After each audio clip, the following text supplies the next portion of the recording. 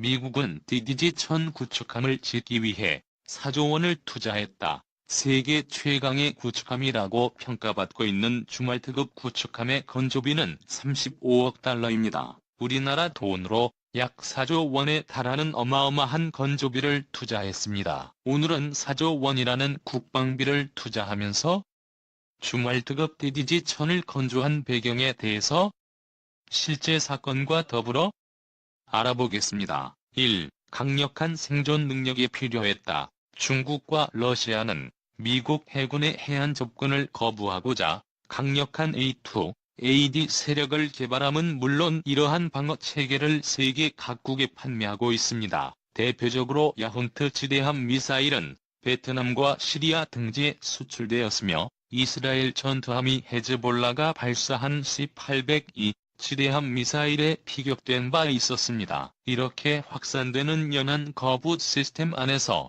미국 수상함이 생존하기 위해서는 함대공 능력 이외에도 강력한 스텔스 능력과 데미지 컨트롤 능력이 반드시 필요했습니다. 아무리 함대공 방어 체계가 우수하다고 해도 최대 100발의 대함 미사일을 동시에 운용할 수 있는 그것도 마하 2, 5 이상의 초음속 대함 미사일과 대량의 연안용 잠수함을 가진 중국이나 러시아에 대응하기 위해서는 적에게 발견되어서는 안 되었던 것입니다. 그 결과 LCS와 DDG-1000급 모두 기존 미국 해군 수상함과 완전히 다른 강력한 스텔스 능력을 갖추게 되었고, 특히 주말특급은 1에서 2회의 피격에도 견딜 수 있도록 강력한 이중 선체를 사용하고 있습니다. 2. 육상 공격 능력이 필요했던 이유. 미국 해군은 2001년 9.11 테러가 있기 이전 1983년 베이루트에서 일어난 미국 대사관 테러와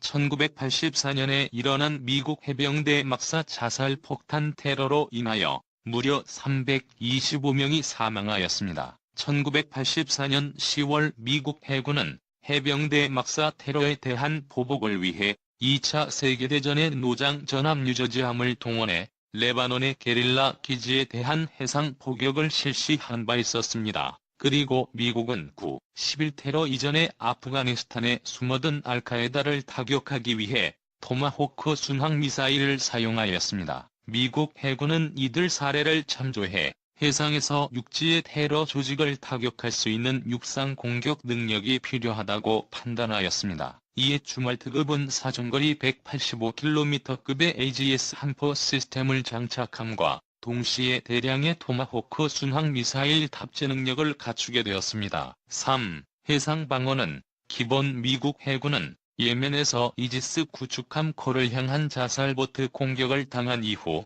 연안에 접근한 미국 수상전투함이나 상륙함을 보호할 수 있는 전력을 요구합니다. 새로운 연안 작전함은 낮은 홀수를 갖추어 연안 어디든 접근할 수 있어야 하며 적이 고속보트 속도에 대응해 최대 50노트급의 속도를 요구합니다. 동시에 모듈형 무장 시스템을 통해 연안의 기뢰, 재래식 잠수함, 고속 미사일 정의 위협을 뚫고 상륙 병력의 양육이 가능하도록 지원할 수 있을 것을 요구합니다. 이 요구사항을 반영해 개발한 함정이 바로 주말특급입니다. 4. 해상기지 능력 확보. 2003년에 미국의 이라크 침공작전 당시 사우디아라비아는 미군의 기지 사용을 허용하지 않았으며 터키 의회도 자국 영토에서의 작전을 상장기간 허락하지 않아 미군은 작전에 상당한 애로를 겪었습니다. 이에 미국 해군은 외국의 제재를 받지 않는 해상에서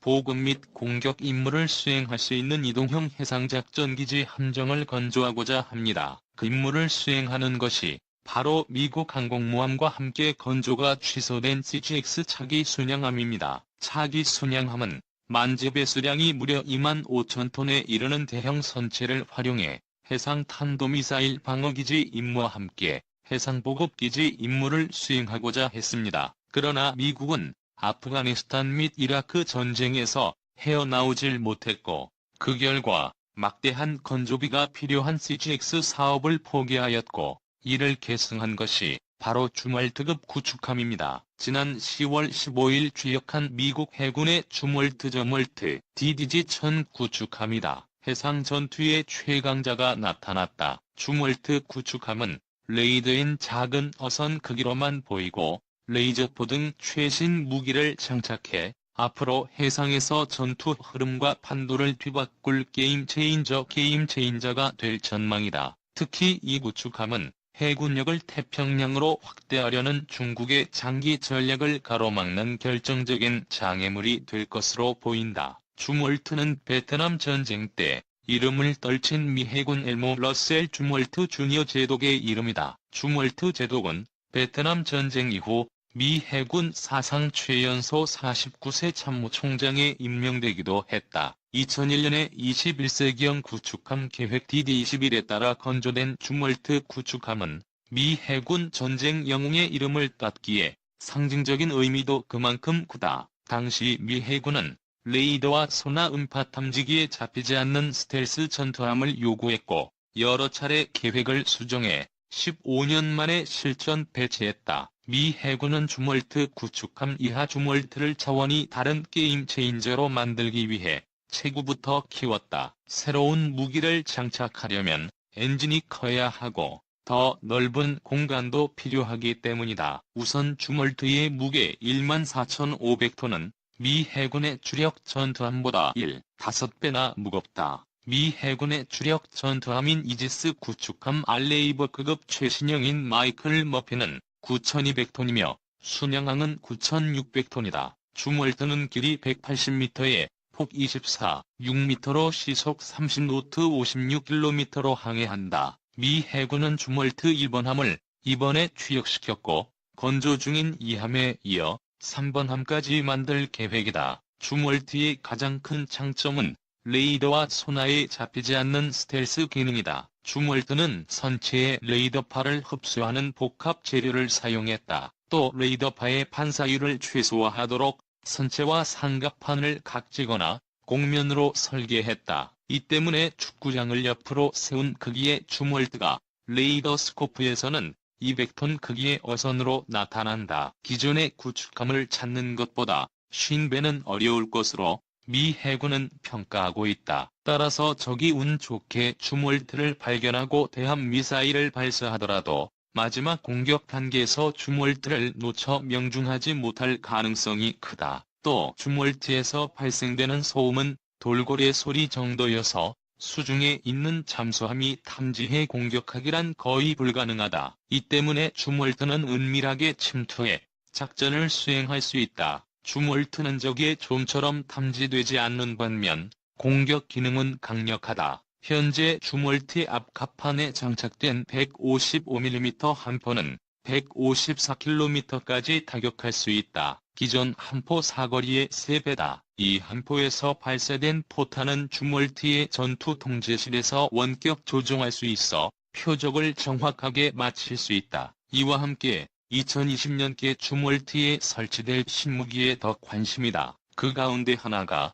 레일건이다. 레일건은 플레밍의 왼손 법칙에 따른 전자기력을 활용해 무거운 탄체를 음속 7배 마하 7의 초고속으로 발사한다. 레일건에 의해 발사된 탄체는 200km를 날아가는데 미사일처럼 유도돼 표적을 정확하게 타격한다. 레일건이 탄체는 속도가 빠른 만큼 파괴력도 엄청나다. 따라서 적 함정이 해상에서 줌월트를 만나면 레일건과 155mm 함포에 의해 속수무책으로 당할 수밖에 없다. 두 번째, 신무기는 레이저포다. 줌월트의 상부에 장착된 레이저포는 해상에 있는 적 함정은 물론 줌월트를 공격해오는 미사일과 항공기도 빛의 속도로 요격할 수 있다. 줌월트에는 최신형 수직 발사대의 MK-57이 처음 장치된다. 줌월트에 20개의 수직 발사대가 설치되는데 각 발사대는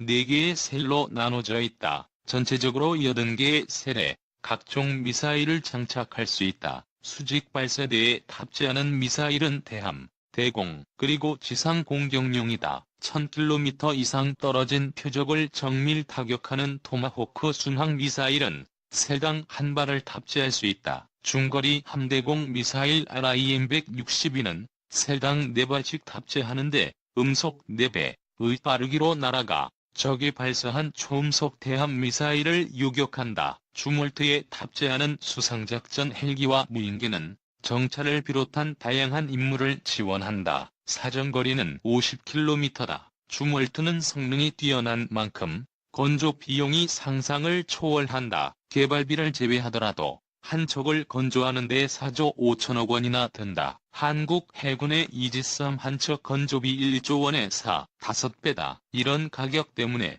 미 해군은 주몰트를 32척 건조할 계획이었으나 예산 부담이 커서 7척으로 축소했다가 최종적으로는 3척으로 줄였다. 앞으로 주몰트는 중국의 해양 전략을 견제하는 데 집중적으로 운영될 전망이다. 애슈턴 카터 미국 방장관은 지난 4월 뉴욕에서 한 강연에서 주몰트가 건조되면 3척을 모두 태평양의 함대에 배속하겠다고 밝혔다. 한국국방연구원 키더 해양군사 전략전문가는 미 해군 주몰트가 태평양 지역에 배치되는 것은 다분히 중국의 해양 전력을 견제하기 위한 목적이라고 말했다. 중국은 유사시 미 해군 항모전단이 중국에 접근할 경우 사거리 3,000km인 대함 단도탄 미사일 둥펑 DF-21D로 대응할 계획을 갖고 있다. 또한 최근엔 사거리를 6,000km까지 확장한 둥펑 DF-26 개발도 완료했다고 한다. 이러한 중국의 계획은